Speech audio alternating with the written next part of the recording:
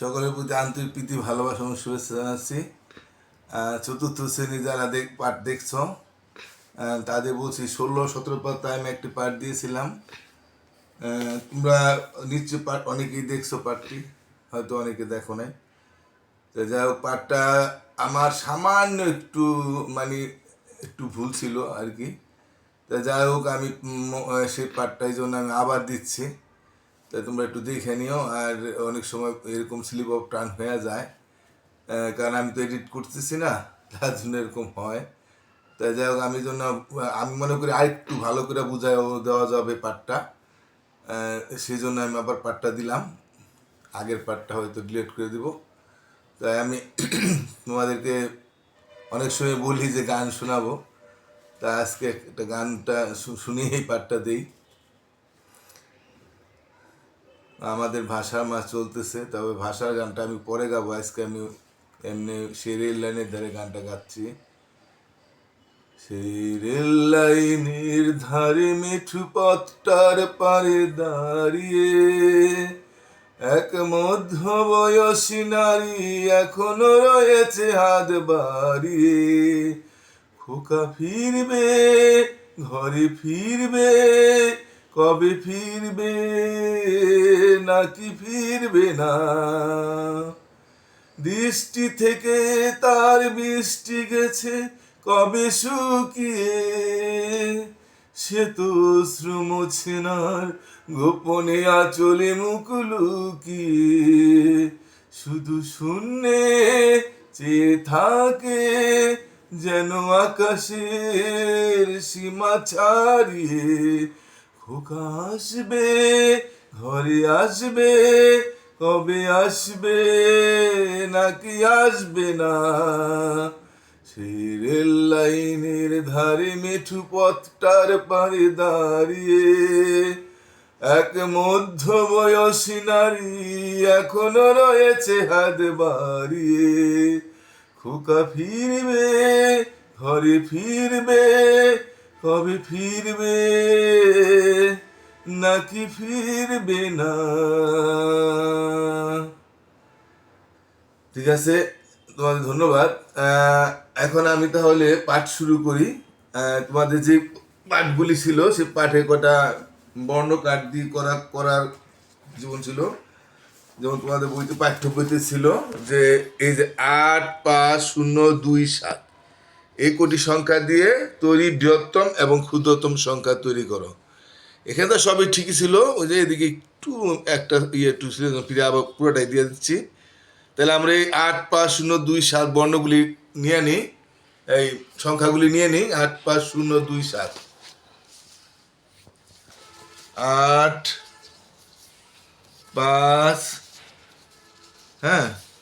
0, 2 আর হলো 7। আচ্ছা, আমরা নিয়ে নিলাম। এখন কইছে এই সংখ্যাগুলি দিয়ে সবগুলো কি বলছে, সবগুলো কার্ড ব্যবহার করে 5 অঙ্কের বৃহত্তম সংখ্যা তৈরি করো। সবগুলো কার্ড ব্যবহার করে 5 অঙ্কের ক্ষুদ্রতম সংখ্যা তৈরি করো। তা ঠিক আছে, আমরা বৃহত্তম সংখ্যা যদি তৈরি করতে যাই, তাহলে বড় থেকে ছোট লিখলে আমাদের বৃহত্তম হয়। বড় থেকে ছোট সংখ্যা লিখলেই আমাদের বৃহত্তম হয়ে যায়। আর ক্ষুদ্রতম হলো ছোট থেকে বৃহত্তম সংখ্যা লিখলেই আমাদের ক্ষুদ্রতম হয়ে যায়। আমরা জানি যে, আবারও বলি, আমরা জানি সংখ্যা প্রতি করে 10টা।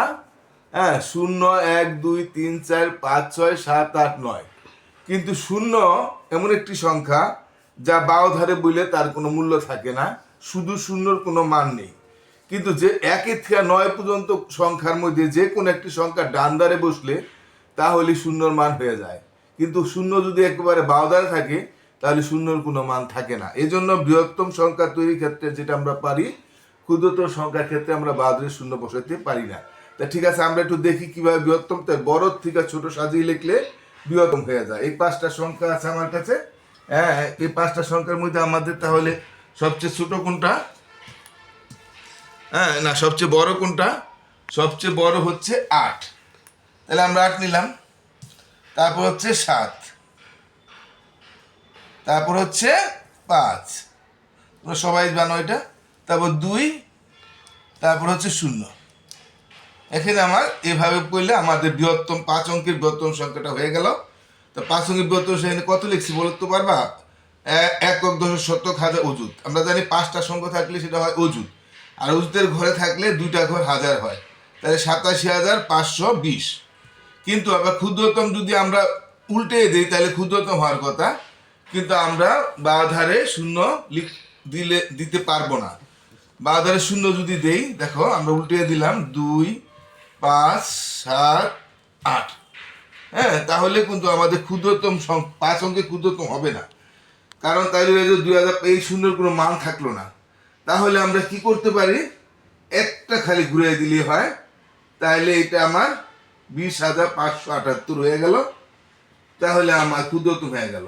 ঠিক আছে, সবসময় মনে রাখবা, যত বাঁধারের সংখ্যা যত ছোট থাকবে সংখ্যার মান তত ছোট থাকবে, বাঁধারের সংখ্যা যত বড় থাকবে সংখ্যার মান তত বড় থাকবে। তাহলে আমরা শূন্যটা যদি এখানে দিয়ে গোনাই তাহলে হবে না, কিন্তু আমাদের শূন্যটা একেবারে বাধা দিতে হওয়ার কথা ছিল, কিন্তু বাধা দিতে পারছি না, যার জন্য আমরা 2 এর পরে শূন্যটা দিব, আরগুলা ছোটটা পরেই থাকবে। তাহলে 20,578 হয়ে গেল আমার 5 অঙ্ক, এই কটা সংখ্যা 5 অঙ্কের ক্ষুদ্রতম। আর বৃহত্তম আমরা বুঝছি। এবার আমরা দেখি বইয়ের মধ্যে আমাদের আরেকটি দেওয়া আছে, সেটা হচ্ছে এই যে কতগুলি কার্ড দেওয়া আছে, কার্ডগুলি স্বয়ংক্রিয় সংখ্যা 0, 1, 3, 4, 7, 9। এই সংখ্যাগুলিতে কি হচ্ছে? বৃহত্তম সংখ্যা তৈরি করো, ক্ষুদ্রতম সংখ্যা তৈরি করো, বৃহত্তম বিজুর সংখ্যা তৈরি করো, ক্ষুদ্রতম জুর সংখ্যা তৈরি করো। তা ঠিক আছে, আমরা এই সংখ্যাগুলি আমরা তৈরি করি। এখন আমাদের প্রথমে 1 নম্বরে আমরা বৃহত্তম সংখ্যা তৈরি করি। তা আমরা এই কার্ডগুলি আগে আমরা নিয়ে নিই। কি কি কার্ড আছে? 0, হ্যাঁ, আর আছে আমার 1, হ্যাঁ, 0, 1, তারপর বলছে 3, হ্যাঁ, 3 নিয়ে নিই।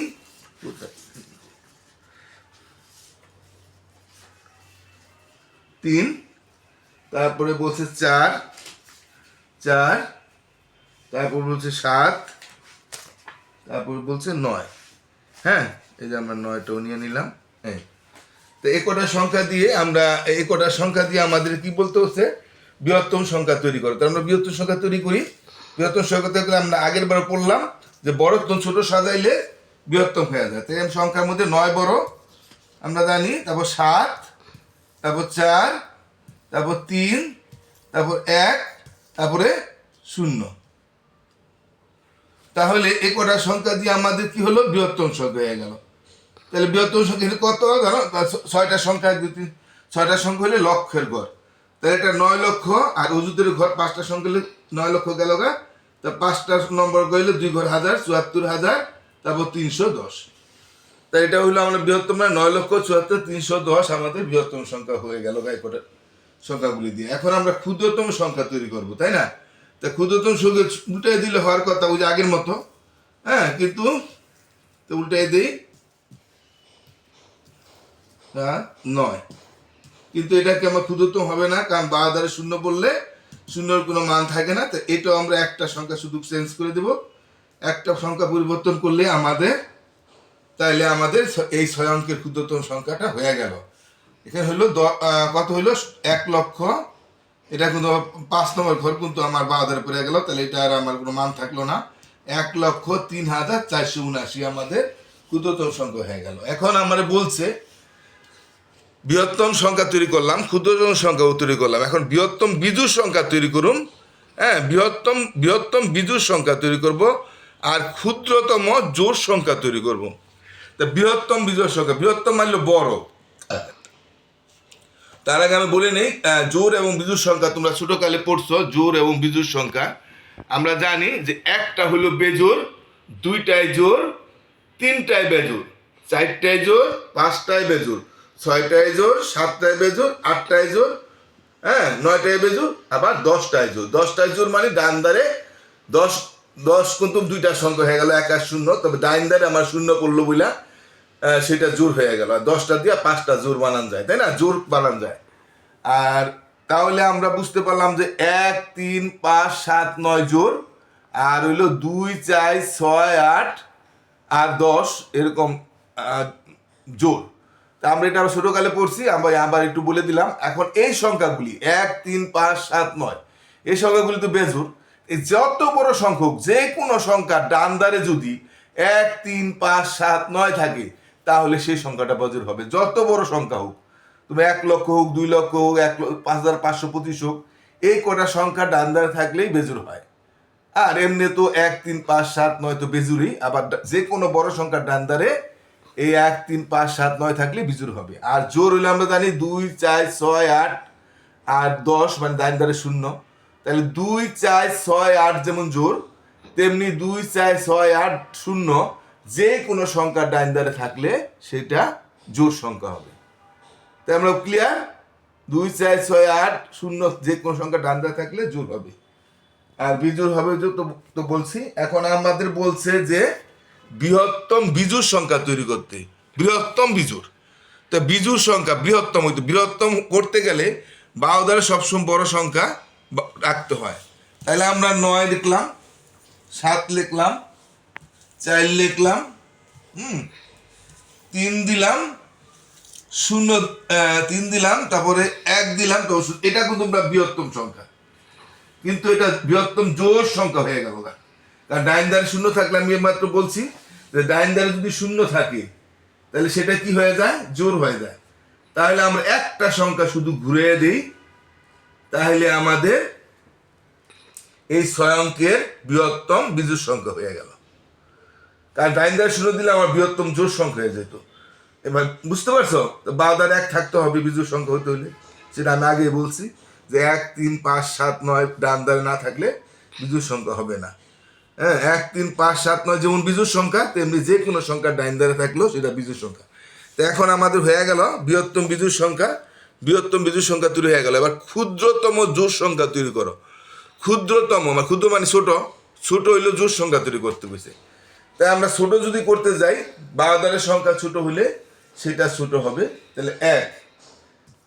এটাও যদি আমরা বাঁ ধারে 0 দিতে পারবো না, যেহেতু আমরা একটা 1 দিয়া তারপর 0 দিব, কারণ বাঁ ধারে 0 দিলে মান থাকে না। তারপর 3 দেব, তারপর 4 দেব, তারপর 7 দিব, তারপরে 9 দিব। কিন্তু এটা হলো তোমার বৃহত্তম ক্ষুদ্রতম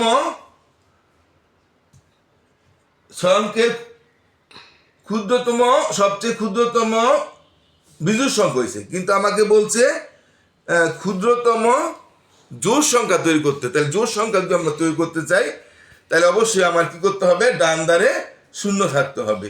এই জন্য আমার এই 0টা দিকে নিয়ে আসতে হবে।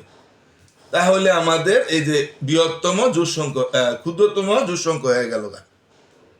তাহলে ক্ষুদ্রতম জোড় সংখ্যা হয়ে গেল এই যে 0টা ডান ধারে আনলে। তাহলে কত হইলো এটা? এটা হলো 1,34,790 হয়ে গেল বৃহত্তম ক্ষুদ্রতম জোড় সংখ্যা, ক্ষুদ্রতম জোড় সংখ্যা। হ্যাঁ, আবার যদি বৃহত্তম জোড় সংখ্যা তৈরি করতে হইতো তাহলে আমার কি হইতো? তাহলে আমার 9, 7, 4, 3, 1, 0 তাহলে হইতো আমার বৃহত্তম জোড় সংখ্যা। আমার এটা তৈরি করতে বলে নাই, তারপর তোমাদের বুঝাই দিলাম। ঠিক আছে? তাহলে তোমরা অবশ্যই বুঝতে পারছো। এবার আমরা দেখি এখানে কি কইছে। আমি কত এখানে কি বলছে? 1 অঙ্কের কি বলছে? সংখ্যা। 1 অঙ্কের বৃহত্তম সংখ্যা কি? একটা নয়। 2 অঙ্কের বৃহত্তম সংখ্যা 2টা নয়। 3 অঙ্কের বৃহত্তম সংখ্যা হবে 3টা নয়।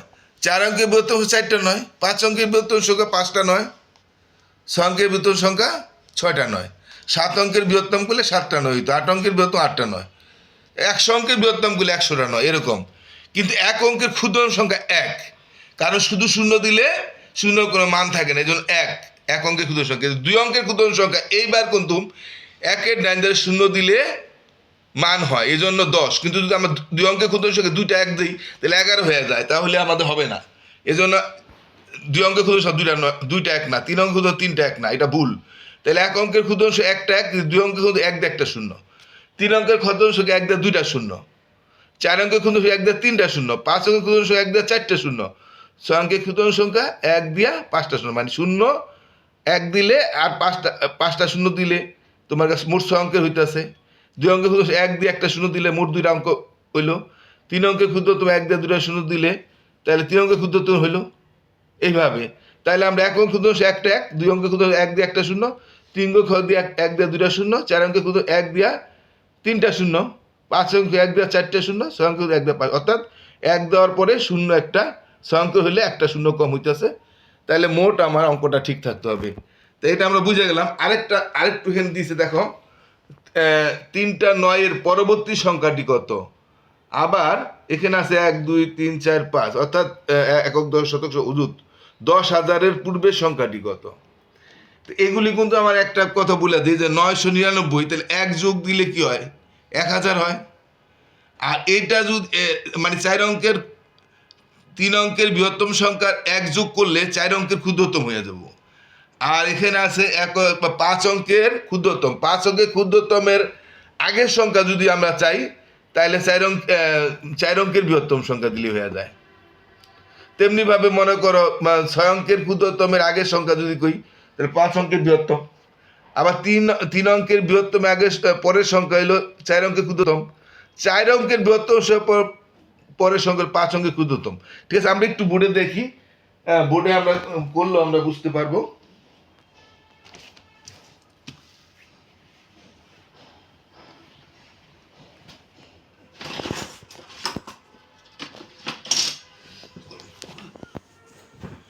কলমটা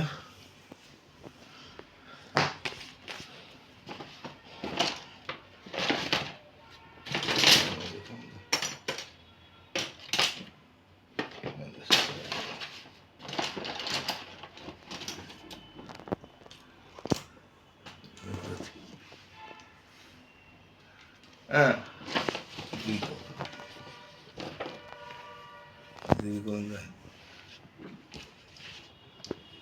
3 অঙ্কের বৃহত্তম সংখ্যা, তাহলে 3টা 9 না।